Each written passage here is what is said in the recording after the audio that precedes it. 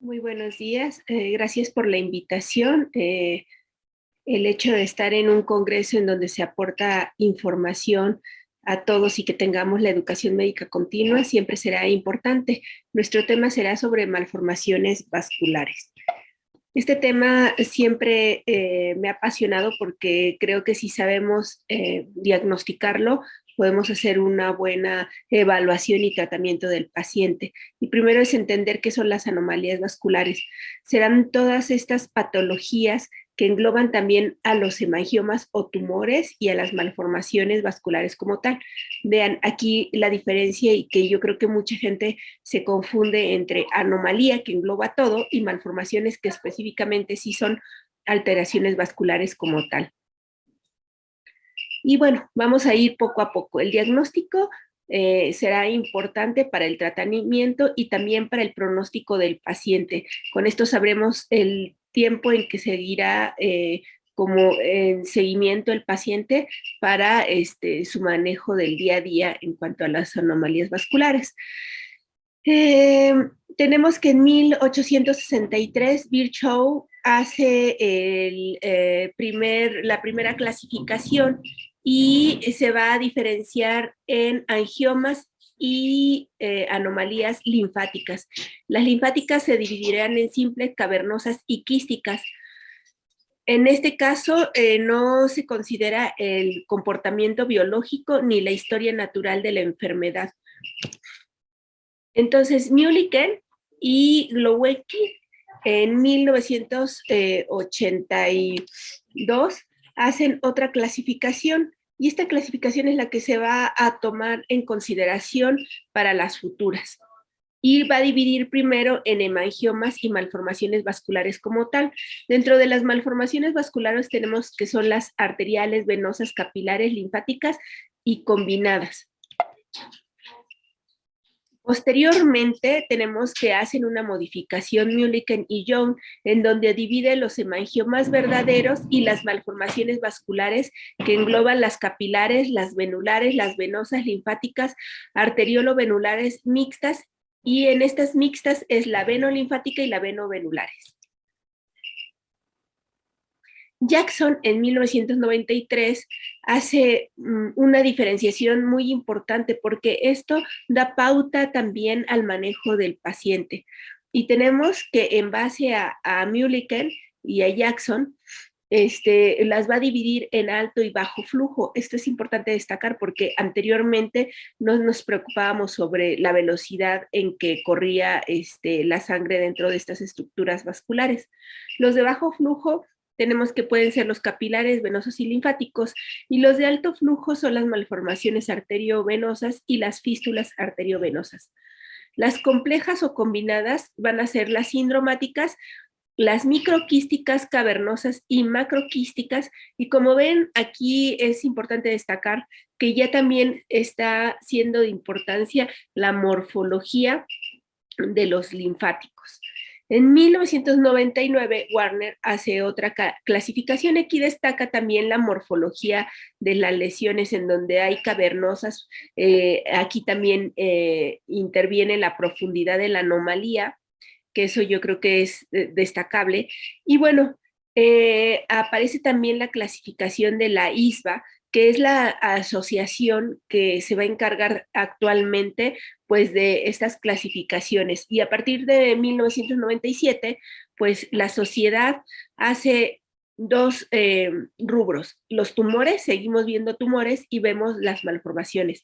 Dentro de los tumores ponen los benignos y otros. Los benignos como el hemangioma específicamente, y hablamos sobre la profundidad que Warner destacó como superficial, profundo y mixto, y también otros en donde tenemos tumores realmente benignos y malignos, y tenemos las malformaciones vasculares que pueden ser simples y combinadas. A partir de aquí, es como la clasificación ha empezado a crecer para que se pueda entender. Cuando nosotros accedemos a la página de la ISBA, vemos que hay un despliegue de todas estas malformaciones, pero bueno, Si nosotros entendemos esta parte sobre simples y combinadas, vamos a entender más fácilmente pues esta clasificación. Y vemos que a partir del 2018 aparece justamente de esta forma, en donde están las simples, que como nosotros podemos ver en la anterior, van a ser las capilares, las linfáticas, venosas y arteriales. O sea, es un solo tipo de estructura la afectada, y las combinadas pues van a estar en relación a estas. Y como podemos ver, cuando nosotros le picamos a cada una de estas anomalías, vamos a poder acceder a sus características y a lo que contiene. También algo importante, digamos, de esto es que también empiezan a aparecer todo lo que tiene que ver con genética, como los factores genéticos y las variantes que se van presentando también van apareciendo en estas anomalías y en esta clasificación de la ISBA. Como ven en la parte derecha, vamos destacando justamente digamos, alteración. Y bueno, al mismo tiempo, podemos decir que estas anomalías son congénitas y algunas pocas van a ser adquiridas como las fístulas. Sin embargo, no todas van a ser genéticas o heredables, serán algunas, pero en una gran parte podemos decir que si encontramos estos factores vamos a entender mucho mejor pues a estas anomalías. Entonces, de acuerdo a la afectación está esta clasificación, y vienen aquí también las sindromáticas, en donde no nada más es la afectación del sistema vascular, sino que también vamos a encontrar afectación estructural, ya sea del sistema venoso o de el músculo esquelético. Entonces, hay algunos artículos que se han publicado en donde podemos encontrar estas clasificaciones para facilitar justamente pues el hecho de encontrar o englobar al paciente en una de estas y darle el tratamiento y el seguimiento oportuno. Como podemos ver, las malformaciones capilares nos las van a clasificar en malformaciones capilares mucosas. Tenemos como el nevo simple, que es en mancha de salmón, el curtis marmóreo, que nosotros también lo podemos ver como telangiectasias congénitas, las telangiectasias como tal, en donde podemos ver que estas pueden ser múltiples y hereditarias, y las malformaciones capilares. Y también tenemos las linfáticas, que aquí es importante para su manejo. Tenemos que estas pueden ser las comunes, que vemos las macroquísticas, microquísticas y mixtas. Las microquísticas son las más difíciles de tratar, las macroquísticas pues al final se hace el drenaje y se hace pues el tratamiento con OCA o con esclerol.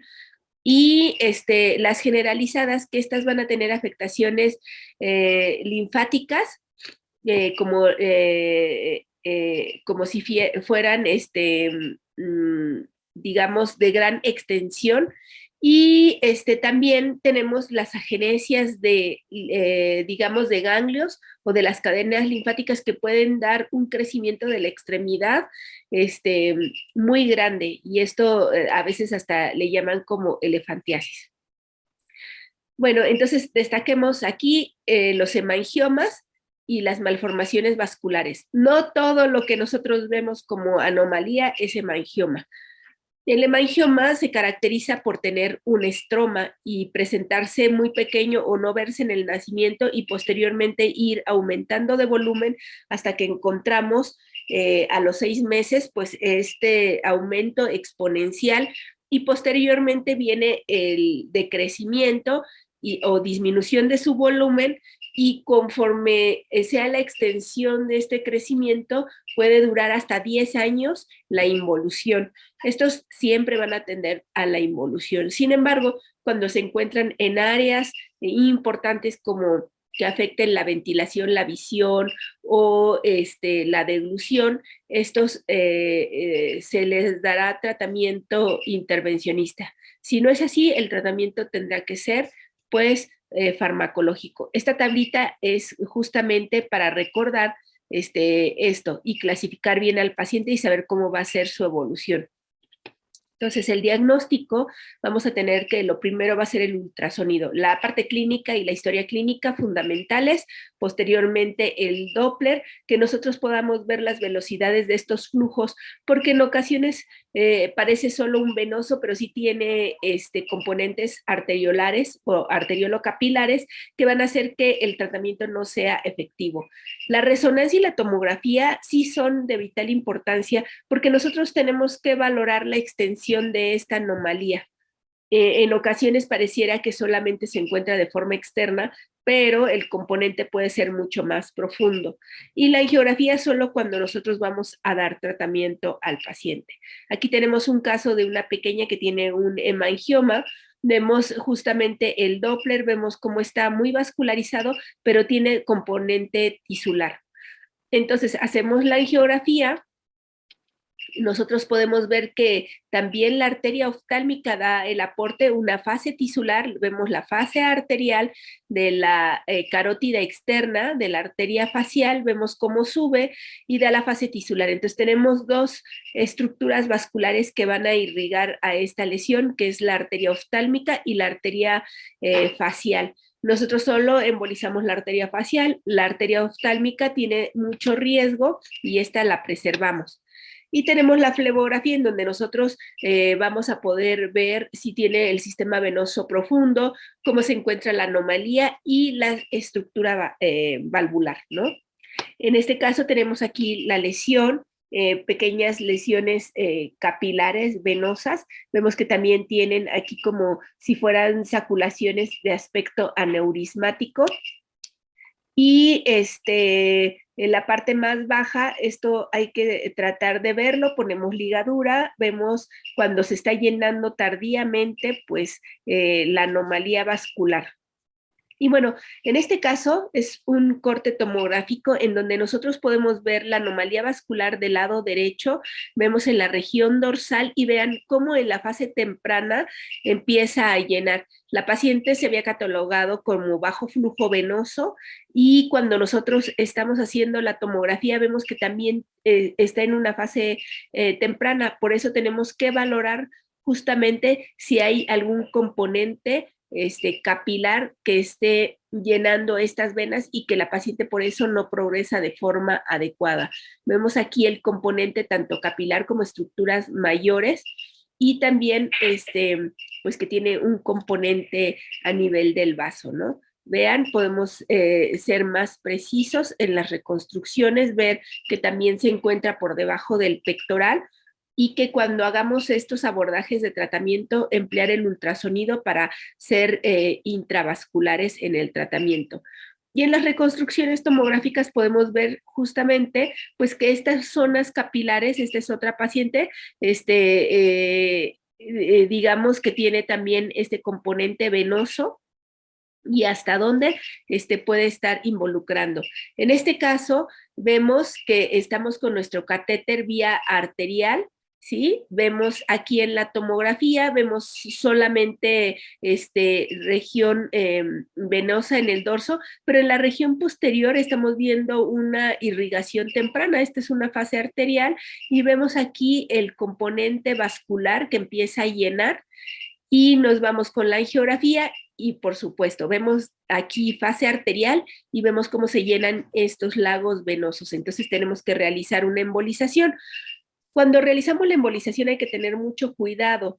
¿Por qué? Porque si nosotros no tenemos precisión en las fases de la vascularidad, como en este caso que nuestro catéter ya está en una intercostal, vemos que hay una arcada que llena justamente hacia la región diafragmática, hacia el pericardio y hacia las siguientes ramas intercostales que pueden hacer un embolismo indeseable y que de repente digamos, bueno, pero yo estaba selectivo y no estoy tomando la visión de que estas ramas tienen comunicaciones. Entonces, el uso de partículas o de líquido tendrá que ser bajo visión y también tratando de ver que esto se fragüe antes de que pueda pasar a estas estructuras y modulando la presión con la que se administra, viendo el tamaño preciso de estas partículas para evitar justamente el cierre de otras estructuras vasculares. En este caso, nosotros podemos ver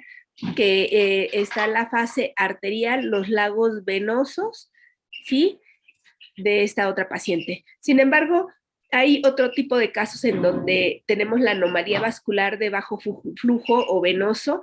Vemos la arteria, fase arterial, vemos el lecho distal y posteriormente ya el retorno venoso. Y hay saculaciones que afectan a los dedos, ¿sí? Vemos como en la región de la mano, la región palmar, también hay anomalía vascular y en la fase más tardía vemos los pequeños lagos venositos de toda la mano. Bueno, clínicamente como se veía, la mano se ve así. Y la paciente solo expresaba justamente del dedo índice y del dedo medio, en la región media, el aumento de volumen y de cambio de coloración. Pero como vemos, la enfermedad es mucho más extensa de lo que aparenta. Entonces, la clínica y el otro método de imagen que empleemos va a ser muy importante, ¿no? En este caso, fue una angiografía, pero con un estudio tomográfico o de resonancia o por ultrasonido, podríamos también hacer la detección y no llevarla pues al estudio, ¿no? De invasivo. Hablando de los hemangiomas como tal, pues estos van a clasificarse como tumores, como lo hablamos anteriormente, es un tumor benigno que va a crecer el 50%, se va a expresar en el nacimiento y puede aparecer como una pequeña telangiectasia, mácula o una pequeña lesión como equimosis, que al final va a ir creciendo y esto va a tener un tejido estromal o un componente de crecimiento, digamos, que le va a dar este volumen. Tenemos que es más frecuente en las mujeres de 3:1 y en los niños nosotros podemos observar que digamos, este crecimiento no les va a molestar tanto, sea en cuanto a dolor. Sin embargo, hay una cantidad de pacientes que pueden tener sangrado, ulceración o secuestro plaquetario. Puede ser único en la mayoría de los casos, en el 80%, múltiples en el 20% de los casos. Y en estos, nosotros tenemos que pensar que si hay en 2 regiones o más, hacer una búsqueda. Sin embargo, no porque tenga uno lo vamos a hacer, no tenemos que ser invasivos. Raramente va a ser un componente familiar o hereditario. Y como vemos, estos van a ser más frecuentes a nivel de la cara.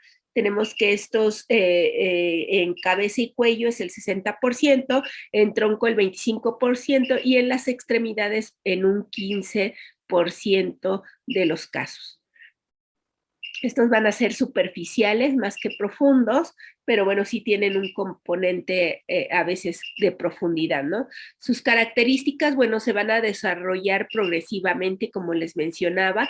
Esto es, en el nacimiento se dice que el crecimiento es a los 6 meses, algunas literaturas dicen de 1 a 2 años, y después el decaimiento a partir de los 2 años hasta los 10 máximo para que esto pues tenga su mínima expresión, digamos, después del máximo crecimiento.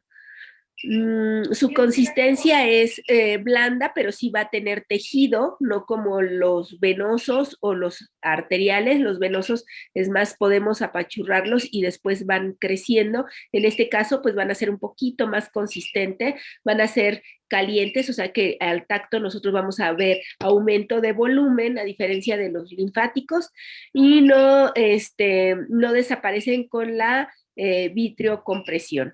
En este caso tenemos a una pequeña en donde la lesión es exofítica, es grande, y hacemos la compresión y simplemente tenemos, digamos, esa consistencia de tejido, ¿no? Las características clínicas, pues se dice que van a ser en prematuros, con un peso menor a 1,5 kg. Y en cuanto a nosotros tener sospecha de tener un hemangioma visceral, que los más frecuentes son los hepáticos, pues van a ser solamente cuando son hemangiomas múltiples. Y como les mencionaba, las complicaciones van a ser ulceración, hemorragia, insuficiencia cardíaca y coagulopatía. En este caso, sí el tratamiento deberá hacerse de forma invasiva, o sea, embolización. Si no, el tratamiento va a ser conservador y va a ser por vía oral. La resolución espontánea, el 90% a los 10 años. Y bueno, aquí tenemos estas imágenes en donde los casos, como verán, son muy diferentes en cada uno. Aquí solo podemos observar el aumento de volumen, algo de cambio de coloración en la piel.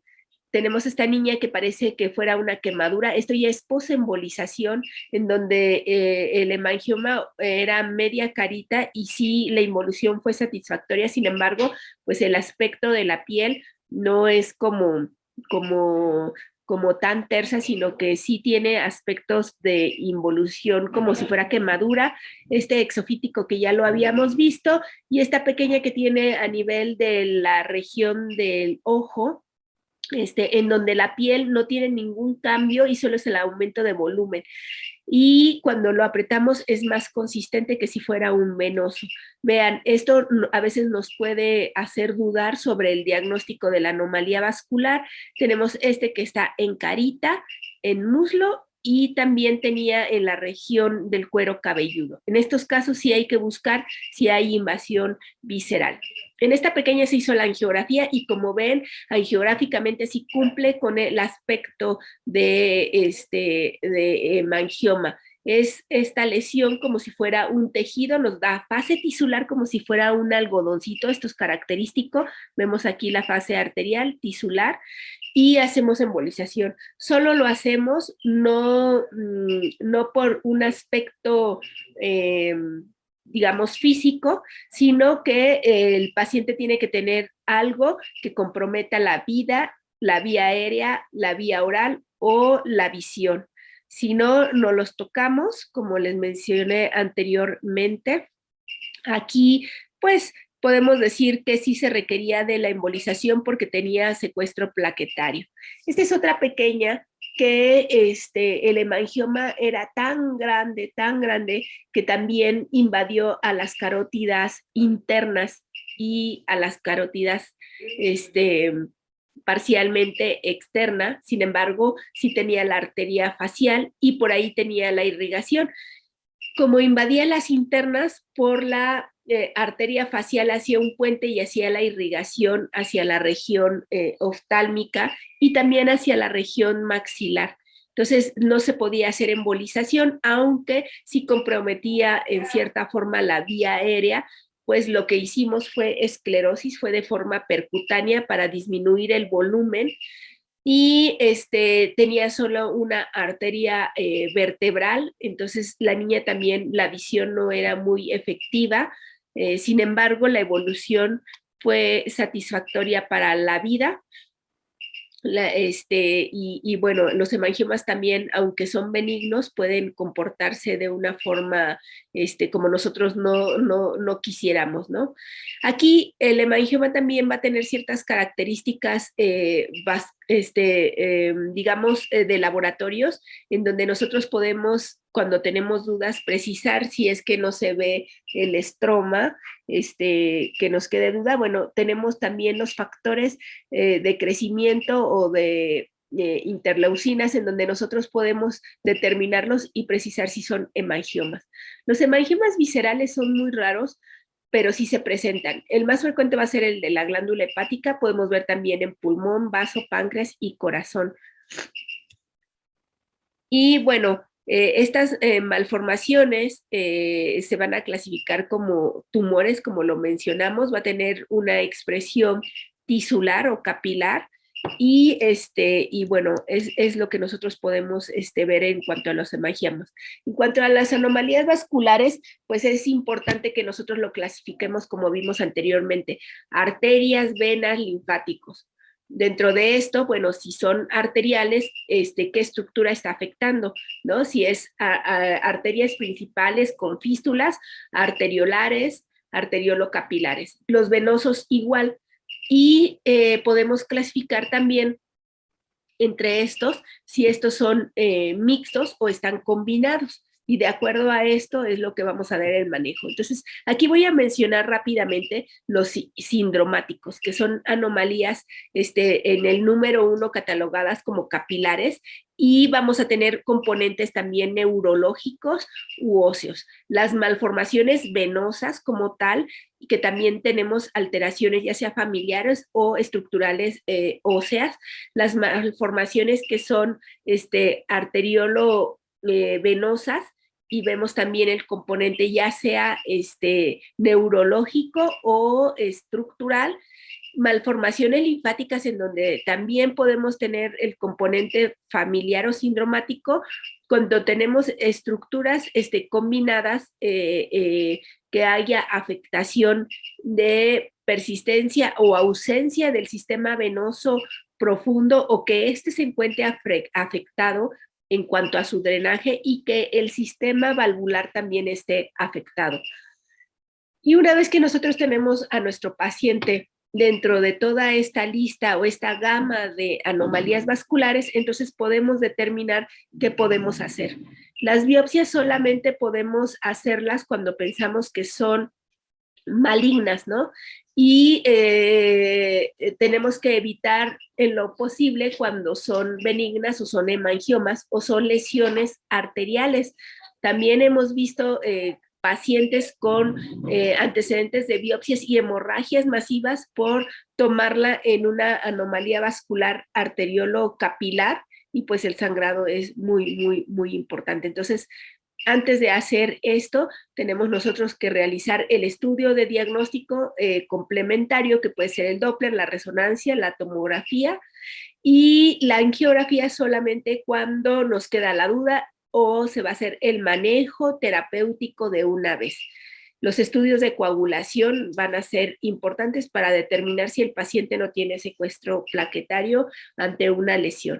En este caso tenemos un niño que presentaba una anomalía vascular de tipo arterial, tenía mucho componente arterial desde carita y cuello, y en este caso el drenaje venoso era muy, muy rápido. Entonces se realizó una embolización, como ven en la primera fotografía, así estaba el pequeño, que veíamos componente mucoso también de la boquita, y en su embolización posterior a un mes, cómo este volumen se había disminuido. Es muy difícil el manejo en estos casos. Hay que valorar también al paciente cardiológicamente, porque al final nosotros vamos a ir cerrando estructuras cuando estas tenían un paso inmediato de arteria a vena, y podemos tener carga cardíaca, y nosotros ahora a la hora de cerrar pues vamos a cambiar hemodinámicamente también este manejo de los volúmenes en el paciente. Esta es otra paciente que también es de tipo arterial, como vemos es de carita, y aunque parece solo capilar, haciendo la angiografía tenemos anómalas las arterias, pero un retorno venoso temprano. Nosotros decimos, si el monstruo está dormido, no lo despertemos. Quiere decir que si la arteria no está dando sangrando ni tampoco está afectando al paciente, no lo toquemos, porque si lo tocamos vamos a empezar a despertarlo y esto va a aumentar de volumen y a veces es difícil de controlar. Otro paciente que clínicamente en un arterial pareciera solamente la simetría de su carita. Sin embargo, angiográficamente nosotros podemos ver arterias principales afectadas con un retorno muy temprano y afectación de la carótida externa, pero también de la interna. Vemos aquí de la arteria oftálmica como también hay afectación a nivel de la nariz. Y esto el paciente llegó por sangrados nasales muy importantes en volumen, y en cantidad de días sangrando. Entonces era de difícil control, y en estos pacientes pues la embolización es importante, ¿no? También tenemos pacientes como en este caso, en donde el volumen, digamos, preciso es por el drenaje venoso. El aumento va a ser porque tiene muchas venas, pero la enfermedad viene desde la arteria. Aquí tenemos el componente arterial de la arteria facial, de la arteria también carótida interna y externa. Sin embargo, en este paciente se le dio tratamiento y le hicieron a nivel del cuello el cierre de la arteria. Mejoró tentativamente, pero recuerden que hay anastomosis de la región contralateral y entonces el acceso de ese mismo lado se dificultó y teníamos que hacer acceso o cierres del lado contralateral. Y al hacer esto, pues vamos cerrando también nuestras posibilidades de tratamiento en el paciente. Entonces, llegan muchos pacientes en donde a alguien se le ocurre cerrar la carótida externa o la carótida común y finalmente, pues el acceso para dar tratamiento, pues también se ve afectado y el aumento de volumen va a ser por las anastomosis que hay normales de la región contralateral y entonces aumenta el volumen y el manejo se hace más difícil. Este es otro paciente igual, arterial, en donde sí vemos la simetría de la carita, aumento de volumen del lado izquierdo y vemos también en la región nasal. La piel también tiene cambios con respecto al lado contralateral y vemos angiográficamente que tiene de la carótida interna pues este aumento de la vascularidad. Nos metemos y lo que hacemos es embolización, podemos usar materiales que son permanentes y no absorbibles. En cuanto a los coils, solamente cuando nosotros vemos componentes fistulosos que al después cerrar con otros materiales, pues pudiera pasar y hacer embolismo indeseable, ¿no? Vean cómo las estructuras arteriales son muy irregulares, son tortuosas y en la región en donde estaba el nido, digamos, más tempranamente, pues se va a encontrar justamente llamando a la vascularidad de las estructuras múltiples que tiene el paciente, de la temporal, de la facial y de la maxilar interna.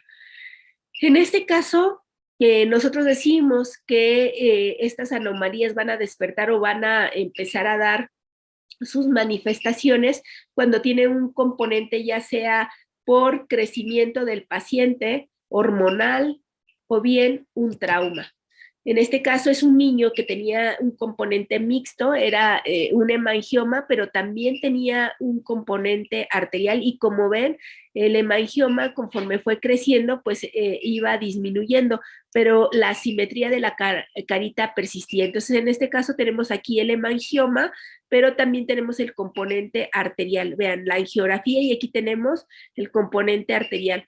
Entonces, este es doble manejo para el paciente. Tenía sangrados de la mucosa en la cavidad oral y no por el hemangioma, sino por el componente arterial. En este caso es de extremidad arterial también. Vemos como de la arteria femoral profunda se ve justamente el aumento de la vascularidad y vemos tortuosas todas las arterias. Si hay un componente, digamos, pareciera tisular, pero es más bien que son capilares afectados que van y pasan al retorno temprano de la vena y esto lo que genera pues es digamos isquemia distal, vemos los deditos morados porque roba toda la circulación y no permite un paso adecuado de la circulación distal hacia el pie. Otra paciente que es arterial, también antecedente, como ven en el cuellito, cambios quirúrgicos y también antecedentes quirúrgicos a nivel de la cara. Este paciente, pues al final fue intervenido quirúrgicamente y se le quitó el componente venoso en bloque. Y vean las estructuras cuando vemos nosotros las reconstrucciones, cómo ayuda también a entender todo el volumen que tiene el paciente y es temprano porque estamos viendo una fase arterial y ya vemos la fase de retorno. Aquí vemos las imágenes quirúrgicas, vemos cómo se quitó este componente venoso y se trataron de dejar las estructuras arteriales. Posteriormente hay que hacer seguimiento del paciente y cerrar lo que tengamos que cerrar, pero recuerden, en este caso ya tenía antecedente de cierre a nivel del cuello y aunque nosotros tratamos de cerrar lo más posible con la colateralidad que tenía del lado contralateral, el componente también de la carótida interna, pues también es importante, ¿no? Entonces, vean, este es el lado contralateral y cómo llena justamente por estas estructuras. Y la arteria oftálmica, pues también se ve comprometida. Esta es otra paciente que también con anomalía vascular y como ven, estos son manejos multidisciplinarios. Tenemos también un componente de afectación a nivel óseo y tuvieron que quitarle la mandíbula y hacer la reconstrucción. Esto se hizo todo en un solo paso con cirugía plástica, oncología, nuestra intervención de embolización vascular y anestesia para poder manejar al paciente de forma multidisciplinaria. En este caso es una fístula, vemos el aumento de volumen, tiene antecedente de trauma y el aumento de volumen se hizo el cierre con un plug y el paciente pues se fue adecuadamente. En este caso es una paciente que tiene diversos componentes, vemos que tiene componentes arteriolares, pero también tiene anomalía venosa a nivel de la mano. Vemos que las intercostales también se encuentran afectadas y clínicamente en la mano hay ligera asimetría y a nivel del dorso ella tenía un antecedente quirúrgico pensando que era un lipoma y finalmente pues fue un nido malformado arteriolar. Bueno, aquí tenemos un paciente con una anomalía vascular venosa. Hacemos la punción directa en donde se encuentra la anomalía, picamos intravascular venoso y vemos el retorno, cómo se efectúa hacia la región de la ilíaca venosa, ilíaca interna, y vemos este retorno. Esto es importante que nosotros podamos valorar cómo se comporta distalmente también la extremidad. Y en estos casos también hay asociado en esta niña un May Turner, vemos que hay compresión arterial que hace que haya congestión también pélvica. Y bueno, esto es importante valorarlo porque vemos que el paciente no va evolucionando adecuadamente y decimos, pero ¿por qué no evoluciona bien si solo es componente venoso? Pues hay que determinar si no hay también un May Turner para también darle tratamiento y esto mejore nuestra evolución con la esclerosis del paciente. Este es otro paciente que tiene a nivel escrotal y vemos los lagos venosos. Estos son puramente venosos. Vemos aquí como la región escrotal y hacemos el cierre directamente de estas estructuras. Y vemos también aquí en nuestras reconstrucciones y en nuestra tomografía cortes axiales, vemos la fase arterial, cómo está nuestra irrigación y vemos aquí la fase muy temprana, está arterial y ya está llenando los lagos. Sin embargo, vemos los flebolitos, entonces tiene ese componente rápido, pero también lento para poder hacer flebolitos en estas regiones.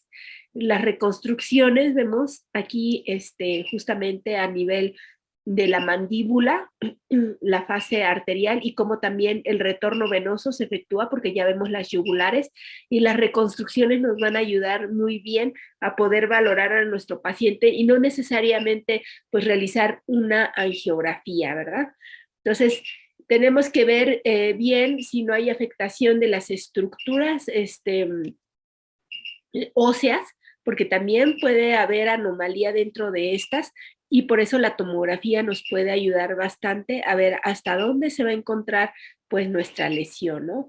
La resonancia magnética, cuando son niños también y se hacen las fases de forma adecuada, pues podemos hacer también este manejo. En este caso, estamos haciendo la esclerosis, hacemos la punción vascular y vemos cómo se comporta. Si no hay una estructura o un componente importante o un drenaje en donde nosotros podemos hacer más afectación, pues realizamos la esclerosis.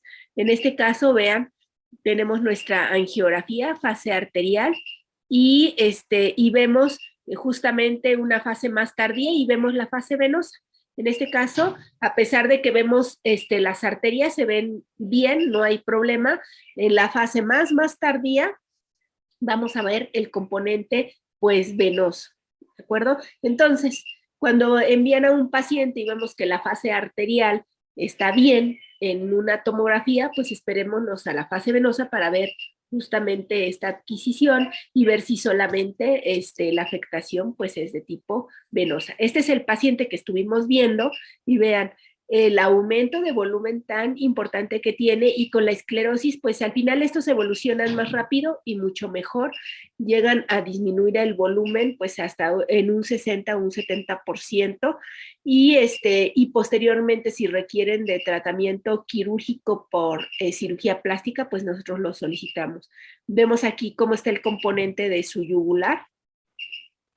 Y bueno, este es otro paciente en donde hacemos la angiografía, fase arterial y fase ya también tisular, y vemos los componentes arteriolares. Vemos la arteria justamente a nivel de la carótida externa para poder ver la temporal, la maxilar interna, la facial, la lingual, y ver cómo se comporta. Muy tardía, fase venosa tardía, vemos justamente todas las estructuras venosas que se encuentran afectadas. Si el paciente no le da dolor o molestia y vemos que existe, simplemente lo dejamos. Si hay que hacer tratamiento de esclerosis, lo hacemos. ¿De acuerdo? En este caso, tenemos el que les había mostrado primero que la niña no había evolucionado satisfactoriamente, y vemos aquí el May Turner, cómo se encuentra la compresión, pusimos un stent, hicimos los tratamientos de esclerosis. Sin embargo, el hecho de tener este May Turner hizo justo esta imagen que para nosotros es impresionante. Vemos cómo las hemorroidales crecieron y la mesentérica, o sea, venosa, la mesentérica inferior, es justamente mayor que la vena cava. Vean, esta es la mesentérica y llega al sistema portal. A veces me han preguntado, ¿pero por qué no cerramos y esclerosamos la parte de abajo? Hay que tener mucho cuidado porque el material puede migrar y podemos cerrar el sistema portal. ¿Y qué va a pasar ahí? Pues que vamos a afectar la función hepática y el paciente puede terminar con una insuficiencia hepática porque el drenaje ya no se va a efectuar hacia donde nosotros queremos. Entonces, hay que entender muy bien cómo está pues la anatomía del paciente, y vean, estas reconstrucciones son fascinantes porque vemos justamente el sistema hemorroidal y cómo van drenando y aumentan el volumen.